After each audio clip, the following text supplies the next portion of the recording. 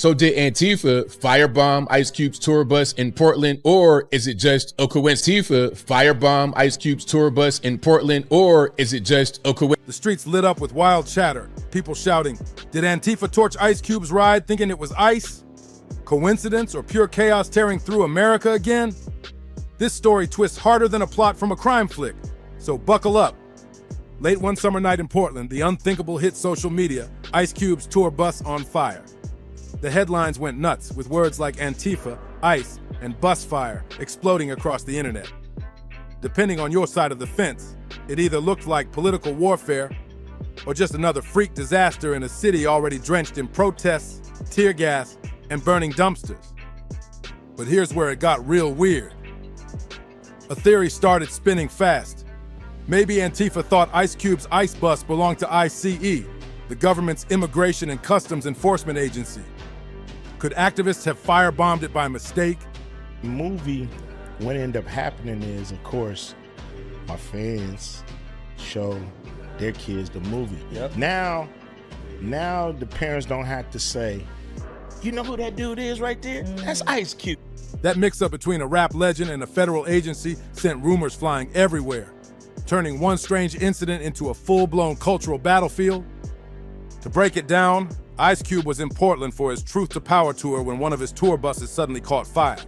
Witnesses said flames burst near the tire well, climbing dangerously close to the side windows of the parked ride. Firefighters rushed in fast, blasting the flames and venting out thick smoke before the blaze swallowed the whole vehicle. Luckily, no one got hurt. The damage stayed mostly around one area, and the rest of the bus survived, just a little battle-scarred with shattered glass and burn marks. When Cube finally spoke out, he made one thing clear. He wasn't treating this as a personal attack. He sounded calm but firm, like a man who's seen it all before. Still, the internet had already turned this into another explosive headline, one that blurred the line between celebrity life, politics, and chaos on the streets. My new record, I say I was Kendrick before Kendrick. That's my point. But Yeah. Kendrick is Cube after Cube. Ice Cube made it clear. A coward like that would burn anybody's property out there. He wasn't calling it an attack on him personally, just reckless, dangerous vandalism. His tone said it all. Whoever did this wasn't bold, just destructive. Still, Portland fire officials kept things open-ended. They confirmed the blaze kicked off near the wheel well, but couldn't say for sure if it was a freak accident, a busted part, or someone's twisted idea of arson. Then came the shattered window, another mystery that had people losing their minds online. Was it broken by firefighters to let the smoke out? Or did vandals strike it after the flames started? Nobody had straight answers, and when facts go missing, social media fills in the blanks fast. That's when the wildest rumor took over, the Antifa firebomb theory. The logic, if you can even call it that, was insane yet believable to some. Portland was already Antifa's playground, with nightly protests raging near the local ICE center. So when people saw ICE printed on Ice Cube's bus, they jumped to conclusions. Maybe some overhyped activist thought the bus belonged to the feds and went full chaos mode. YouTube and social media personalities ran with it like wildfire, cracking jokes but also hinting it might just be true. Conservative commentator Anthony Brian Logan went viral after asking one loaded question. Coincidence? He laid out his take. Maybe protesters thought they were attacking the immigration agency's bus, or maybe they saw Ice Cube himself as a political threat. Primarily, it's for our own safety.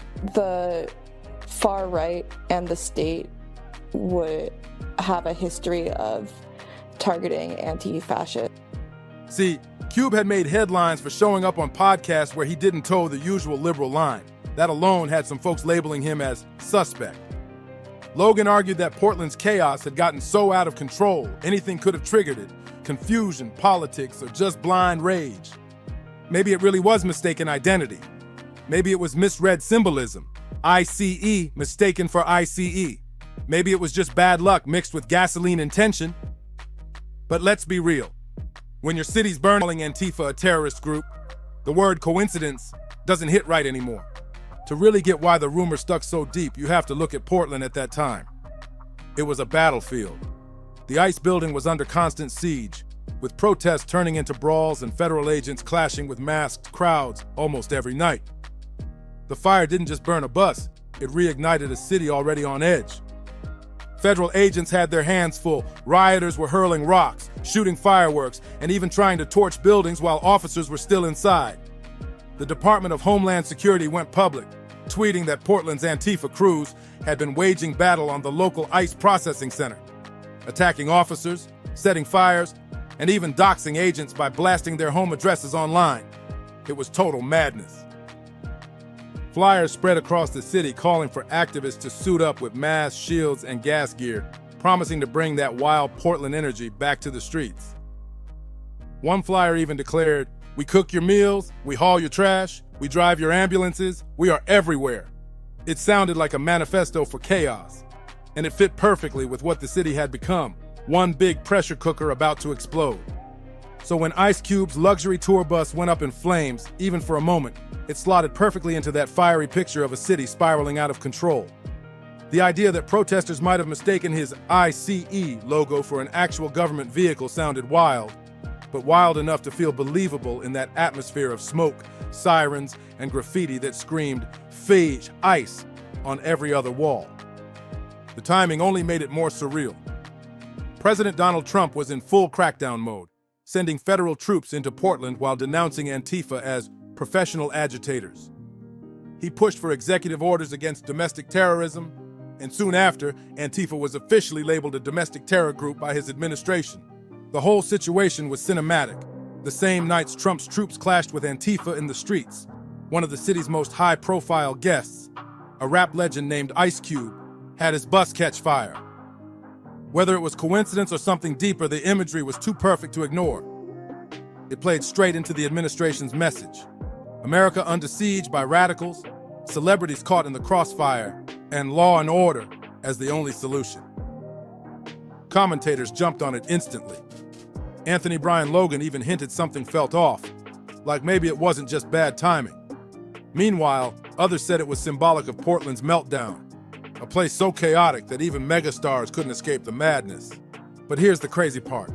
When you strip away all the noise, the actual facts stayed simple. A fire started at the wheel well. Firefighters came, handled it fast. Nobody got hurt. And Ice Cube himself said straight up it wasn't personal. Yet that didn't matter anymore. Once a story with a celebrity name hits the internet, it stops being an event and turns into a movement. The rumor mill doesn't need truth. It just needs a spark. And in this case, one burned up bus was all it took to ignite a national frenzy.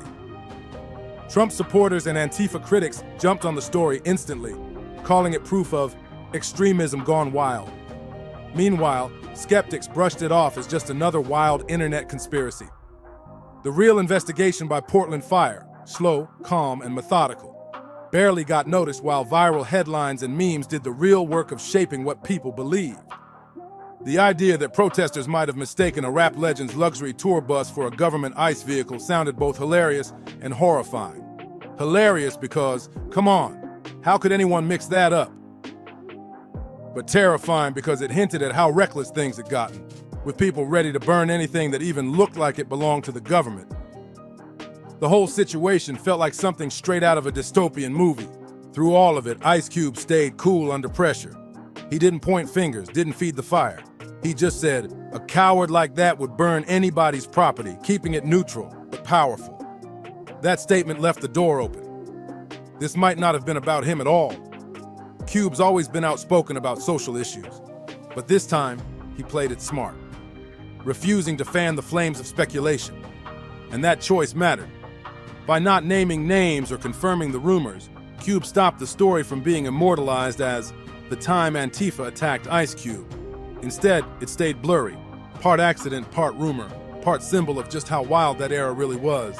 In the end, the fire didn't derail his tour, didn't hurt anyone, and didn't leave a permanent mark on his reputation. But the meaning of that small blaze went far beyond a burned wheel well. It became a snapshot of a divided America.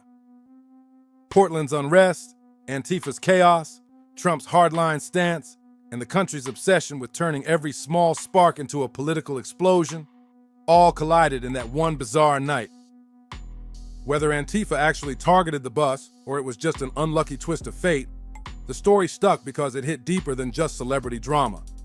It tied together a rapper, a federal agency, and a movement that had the whole country on edge. And when the smoke finally cleared over Portland, one thing stood firm.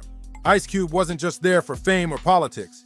He was there for truth, for power, and to remind everyone watching that in times like these, even a single fire can light up everything that's wrong with the world.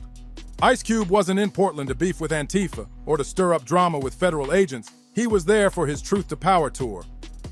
A tour packed with decades of history, heavy messages, and the undeniable presence of a man who's been shaking up American culture since the late 80s. Every city he hit carried that same electric energy, and Portland was no different. To really get why this whole bus fire story hit so hard, you have to zoom out and look at the man behind the mic. Ice Cube isn't just another rapper passing through town. He's a living icon. His voice, his lyrics, his career, they've all shaped generations, from hip-hop lovers to political thinkers. The moment he steps anywhere, the conversation shifts, and that's exactly why his presence in Portland became so much bigger than a concert stop. Cube's Truth to Power tour wasn't some nostalgia trip, it was a mission. He's always used music as his weapon, mixing entertainment with hard-hitting truth. From his NWA days to his solo grind, Cube's verses have always been more than rhymes. They were wake-up calls. He's never shied away from tackling the raw stuff, police brutality, systemic racism, and what it really means to survive in America when the system's not built for you. Portland, with all its racial tension and political fire, was the perfect place for Cube's message to land. The city has its own complicated past and a present fueled by activism and unrest, so his arrival hit at the perfect storm of music, protest, and meaning. Fans weren't just coming for a concert. They were coming to hear an anthem for the times. Songs that once shocked the nation in the 80s and 90s were echoing again in a country still battling the same demons decades later. But then the fire hit. And just like that, the mission took a backseat to chaos.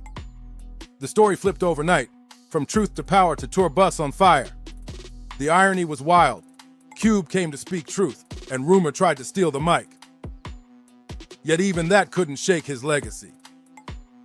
Long before Portland firefighters hosed down that burned-out wheel well, Ice Cube had already written his name into American history. Born O'Shea Jackson in South Central LA, he exploded onto the scene with NWA, turning hip-hop into a megaphone for the unheard. Their 1988 album, Straight Outta Compton, wasn't just music, it was a cultural earthquake. The track, Fat the Police, became both a battle cry and a target, condemned by authorities and embraced by people living that pain every day. So when Cube rolled into Portland decades later, he wasn't just performing. He was proving that the fire he sparked back then still burns strong today. By the time Ice Cube dropped solo classics like AmeriKKK's Most Wanted and Death Certificate, he had already carved his name in stone as one of hip-hop's sharpest voices. His pen was fierce, his tone unapologetic, and his message fatal accurate. He wasn't just describing the struggle. He was calling out the system that built it. Every lyric hit like a punch, exposing the corruption, inequality, and pain that America tried to hide. But Cube's power didn't stop at the mic. He expanded into Hollywood and flipped the game again. In the 90s and 2000s, he proved that no box could hold him. He wrote and starred in Friday, a hood comedy that went from underground gem to global cult classic. Then he turned around and delivered raw emotion in Boys in the Hood, a film that showed America what real life in South Central looked like. He could make you laugh 1 minute and break your heart the next.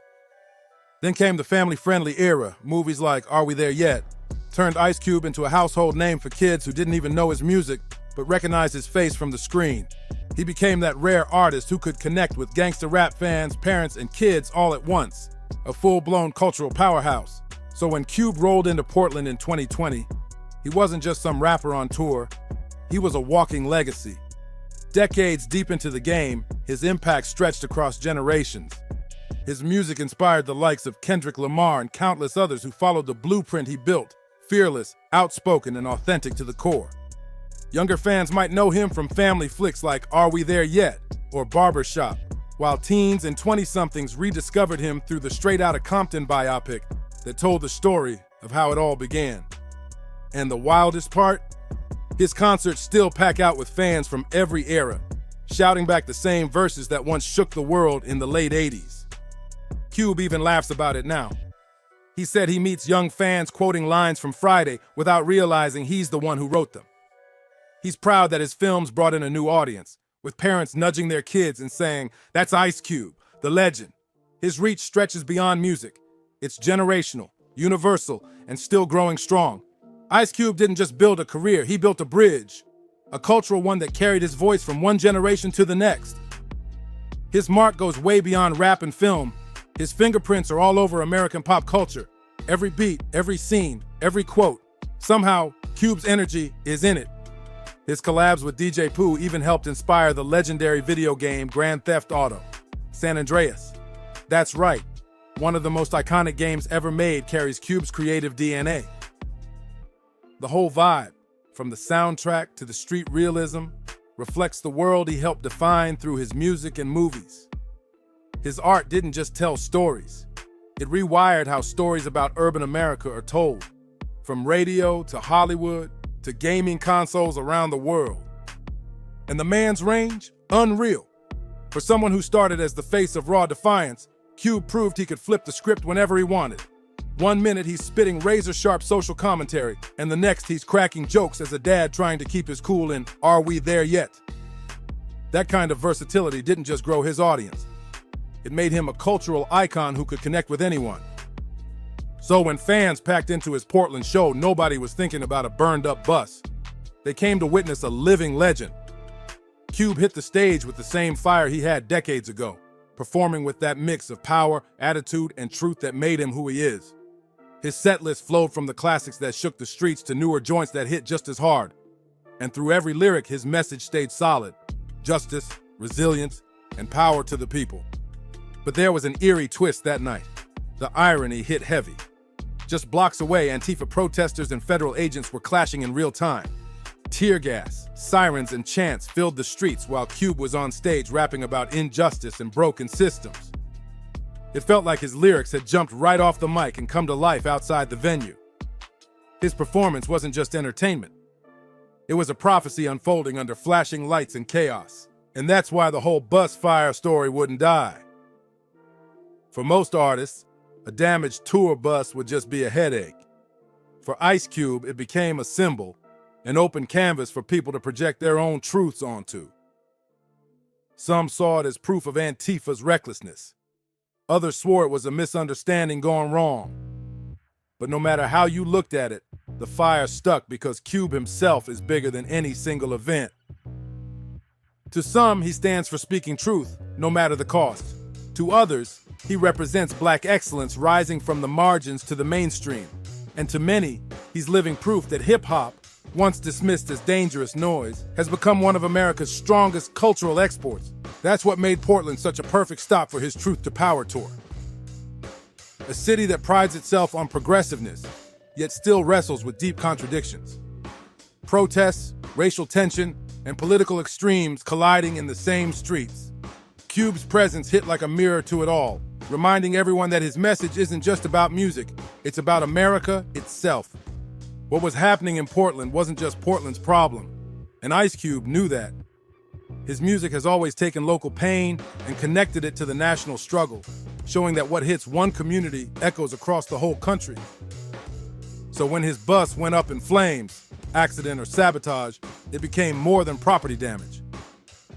It turned into a symbol of how even the truth tellers, the ones exposing America's wounds, can end up getting burned by the very chaos they're speaking about. Then came the bigger twist, Trump's battle on Antifa. Suddenly, one artist's bus fire was colliding with one of the most explosive political battles in America. To really get why this moment mattered, you've got to look at what Antifa actually is, how it's been portrayed, and why that single word sparks outrage like gasoline meeting fire. President Donald Trump didn't waste time turning Antifa into his go-to villain. During his presidency, he painted them as violent radicals, enemies of law and order, and proof that America was under attack from within. He pushed hard to convince the public that Antifa wasn't just a nuisance. It was a threat that needed to be crushed completely. Then, on September 17th, Trump dropped a bombshell statement on his Truth Social account. I am pleased to inform our many USA patriots that I am designating Antifa, a sick, dangerous, radical left disaster, as a major terrorist organization. I will also be strongly recommending that those funding Antifa be thoroughly investigated in accordance with the highest legal standards and practices. It was a shocking move.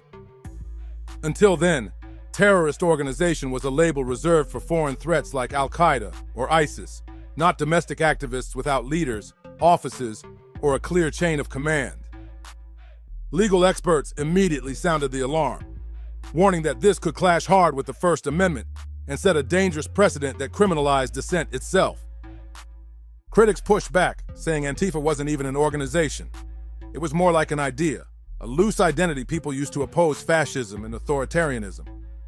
There were no membership cards, no headquarters, no official list of names. Just an ideology that popped up wherever anger against oppression burned the brightest. But none of that stopped Trump's version of the story from sticking. His framing took over social media and the news cycle fast.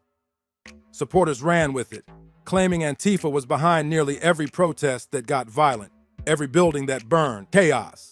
And in that wave of paranoia, even Ice Cube's bus fire got swept into the storm, turned into another example of supposed left-wing violence. The irony was unreal. One of hip-hop's most outspoken truth-tellers became a talking point in a national feud about terrorism and free speech. What should have been a tour hiccup turned into political ammunition in America's never-ending culture battle. To really see why this whole story hit so deep, you've got to look at Portland itself. The city had become ground zero for the battle between Antifa-aligned protesters and federal forces.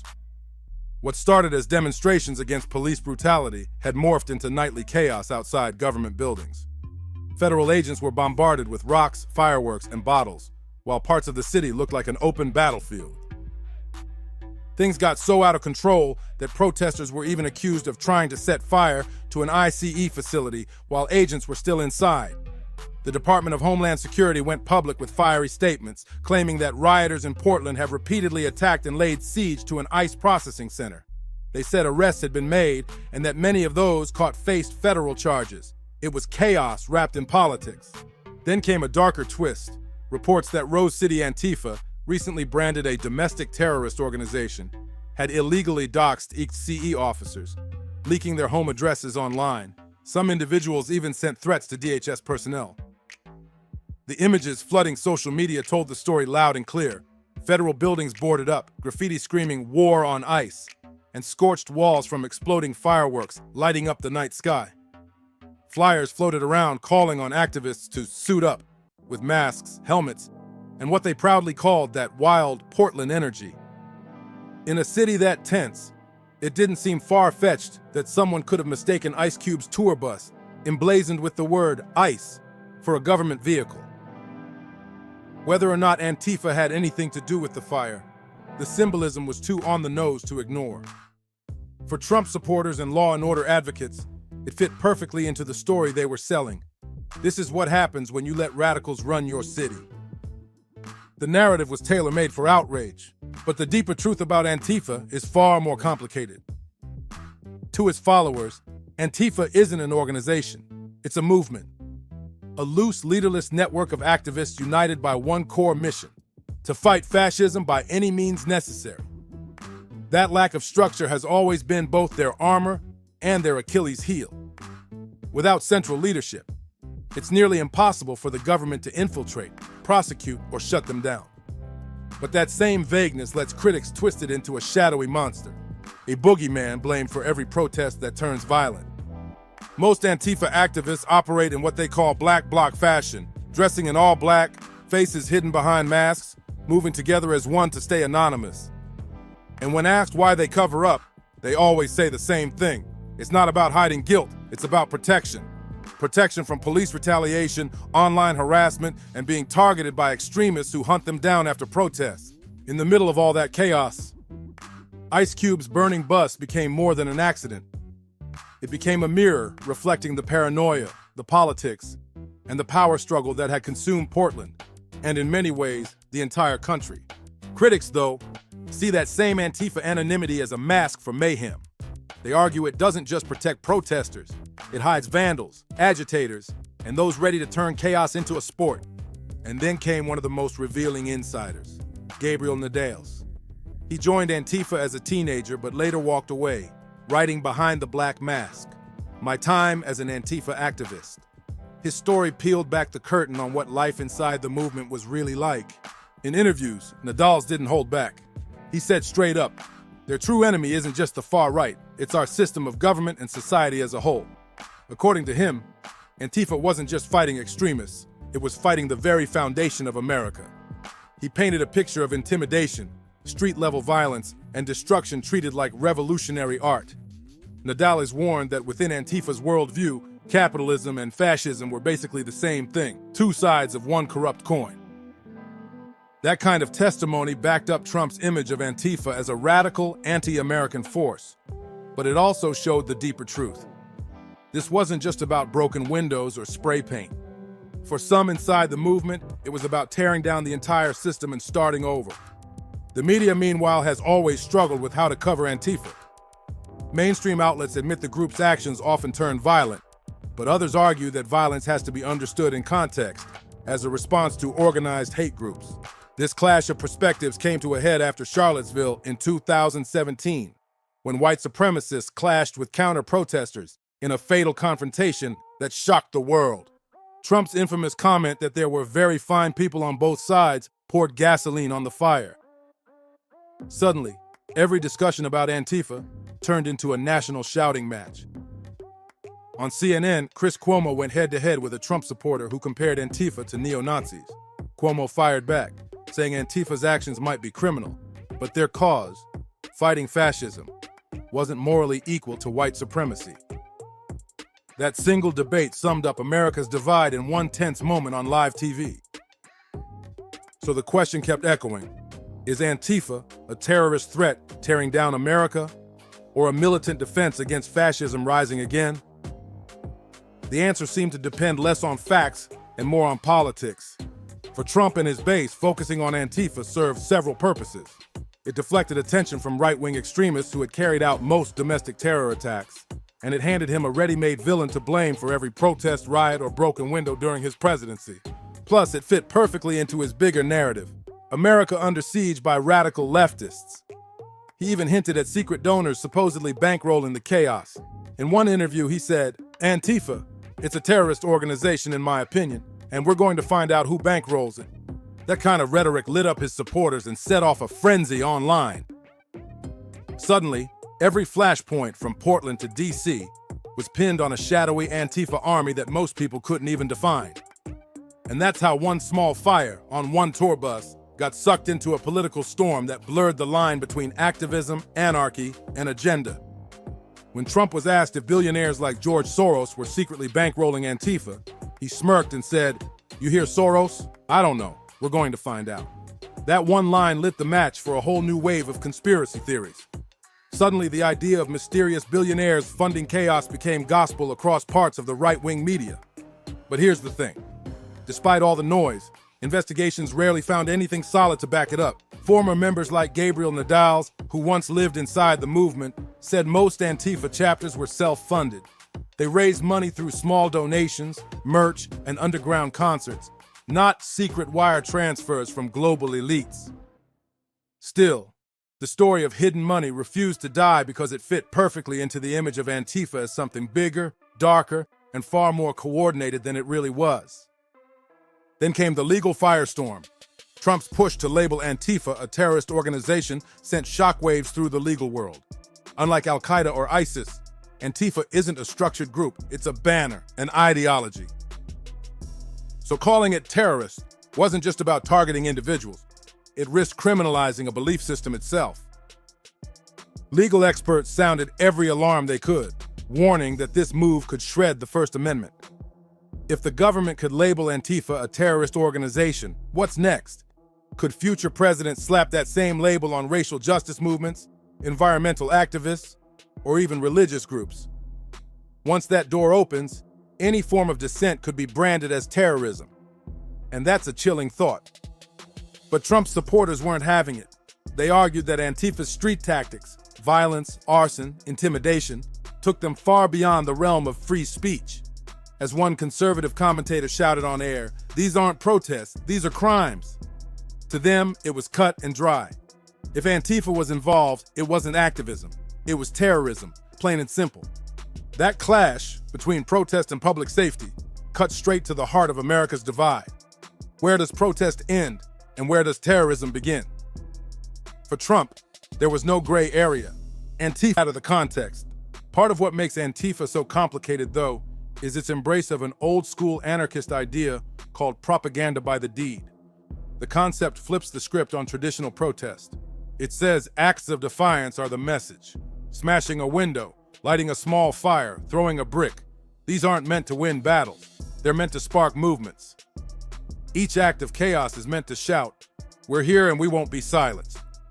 That's why Antifa's actions often seem more theatrical than strategic, because that's the point. It's about visibility, defiance, and inspiration, not conquest. But in a country already split down the middle, that kind of symbolism turns dangerous fast. Because every flame, every shattered glass, becomes another piece of ammo in America's ongoing battle over truth, justice, and rebellion. Antifa's goal has never been about taking control or seizing power. It's about building a culture of resistance.